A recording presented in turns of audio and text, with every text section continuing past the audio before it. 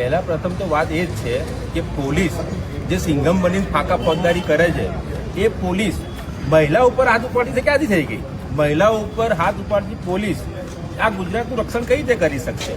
મારું એક જ વસ્તુ કહેવું છે, મહિલાઓની ઉપર હાથ ચલાકી કરવામાં આવી, દંડાથી મારવાનો પ્રયાસ કરવામાં આવ્યો મહિલાને, અને તેમ છતાં પારડી પોલીસ સ્ટેશન એ જે આરોપી અધિકારી તેને છાવરી રહી છે.